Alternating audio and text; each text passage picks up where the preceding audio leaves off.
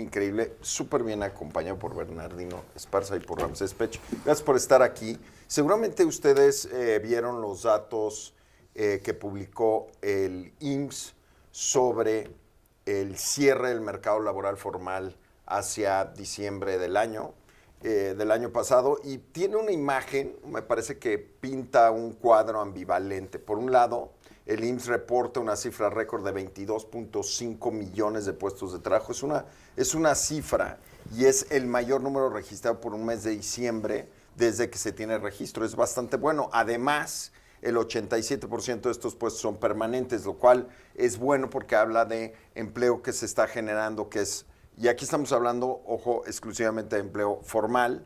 En apariencia sí es un dato que indica solidez, aunque les voy a dar unos datos ahorita que preocupan. Por ejemplo, el Centro de Estudios Económicos del Sector Privado habla que esta modesta mejora no es necesariamente un escenario optimista, porque habla que sucede en medio de un debilitamiento estructural, y ahorita vamos a ver a qué se refiere con debilitamiento estructural. En términos anuales, el empleo registrado crece 280,000 puestos, 278,697 puestos, lo que representa 1.3%. No es algo brutal respecto a diciembre del 2024 en los últimos 12 meses, y supera el pronóstico de lo que se esperaba. Los datos estaban esperando que se ubicaran alrededor de los 250,000, y entre 240 y 250,000, y llegó a 278,000, que como saben es entre un 5 y un 7% arriba. Ahora, lo que ves en la pérdida conjunta, sí hay una pérdida de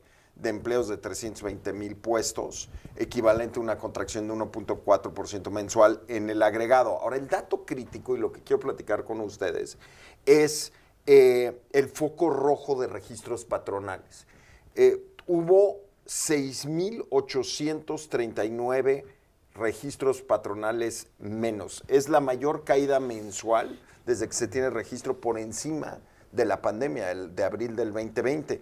Y esto nos dice que el total de patrones inscritos al IMSS cayó en 25,667, o cayó en una cifra histórica. Esta contracción se concentra en empleos pequeños. Patrones con un asegurado disminuyó en 7,408, y de 2 a 5 asegurados 13,883, 83% del total de la pérdida. Nos habla de un debilitamiento de las pymes en México, y no creo que estemos dedicándole suficiente tiempo a hablar de lo importantes que son, porque ellas son las que generan empleo en México. Las que generan empleo. Pero mira, Álvaro, aquí como que, viendo las cifras que estás dando, como que a mí no me cuadran algunas, ¿no? En principio, dices, bueno, hay una pérdida de patrones históricamente de 6, ¿no? O 6,839, decías ese dato. Luego das el dato de que hay puestos que han crecido, 278,000 cerrando números, y luego hablas que hay una pérdida de menos 320,000. Entonces digo, por un lado ganas, por el otro lado pierdes más, sí. Por el otro lado hay patrones que ya no están. Pues entonces, ¿qué está pasando? O sea, ¿se está generando empleo? La pregunta es, ¿se está generando empleo o no está generando el empleo? Porque al final del día, el que emplea y el que trabaja, el que tiene ese empleo, pues tiene que generar una economía porque tiene que gastar. Mira, ¿no? Entonces, lo sé, ¿qué está pasando ahí? Mira, Bernard, lo que estamos viendo es una disminución de empleos totales, un aumento de empleos totales y una disminución de patrones totales. Y eso es una combinación que no es necesariamente la mejor. Lo que te dice es que menos empleadores están contratando a más personas, pero nos habla también que la base de personas que están generando empleos están disminuyendo, y esto con respecto a cifras del IMSS. Y esa combinación, por lo menos a mí me parece preocupante, y nos habla de, insisto, esta pérdida de dinamismo de parte de las pymes. Sí, y yo creo, a ver, hay menos empleadores contratando más empleados, pero el problema aquí es que cuando tú te vas y revisas los datos del IMSS, más del 60 al 70% de las personas están ganando hasta 2 salarios mínimos. Entonces depende el patrón cuánto está cotizando en el Seguro Social, y eso es importante porque determina cuánto el empleado se está ganando del salario. Nos dicen que está aumentando el salario mínimo, pero la realidad es cuántas veces ese individuo está ganando el salario mínimo al día. Entonces, ya vimos que la canasta básica se incrementó, Estamos viendo que la inflación en la primera quincena, hay que ver los datos del cierre de este primer mes, cómo va a estar. Y lo llamo mucha atención porque en Estados Unidos la inflación se mantuvo. Hay que ver en México este primer mes de enero, que es con todo le llamamos la cuesta, cómo está, y ver el dato de enero, porque en diciembre siempre lo que hacen los patrones es cortan y vuelven a recontratar a las gentes en enero. Entonces hay que ver este dato de enero, cómo va a estar. Pero para mí lo más preocupante es, dice que hay mucho empleo, pero muy mal pagado. Y el problema es los patrones, ¿cómo están pagando?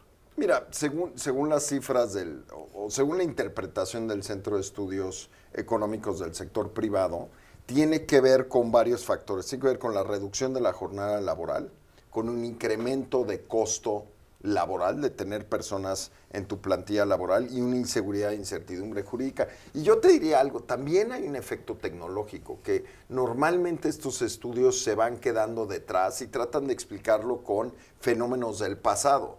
Pero ahorita lo que estamos viendo también es un empuje hacia la automatización, hacia la inteligencia artificial. Ahora, Ramsés, habría que verlo, porque sí el salario promedio subió.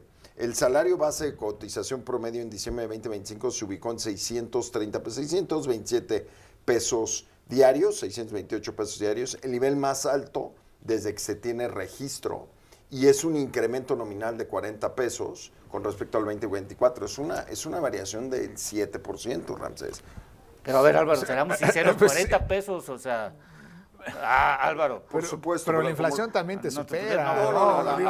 Aumenta por un lado y por el otro lado te aumenta el kilo de huevo, el kilo de carne, Álvaro. Pues digo, eso ya... No hay duda que el 7% de aumento no cubre la inflación. Es evidente, cualquier persona, que los que vamos al súper y compramos nos damos cuenta que sales perdiendo. Claramente hay menos empleos mejor pagados. Eso sí. Creo que yo me enfocaría por ahí.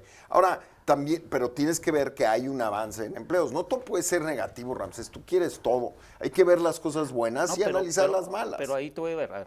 Nosotros los sectores somos sectores de servicio. Hay mucha gente concentrada en la parte de servicios.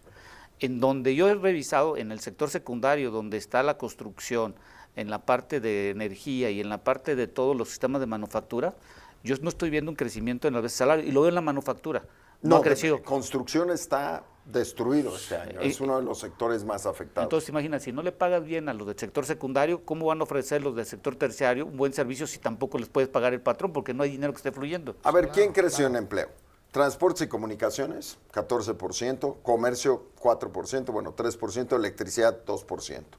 ¿A quién le fue bien? Tlaxcala, Estado de México y Ciudad de México. También es un efecto muy centralizado, porque también tienes que ver qué está pasando en Colima, o qué está pasando en Zacatecas, o qué está pasando en Quintana Roo. Definitivamente creo que hay buenas noticias y unas no tan buenas.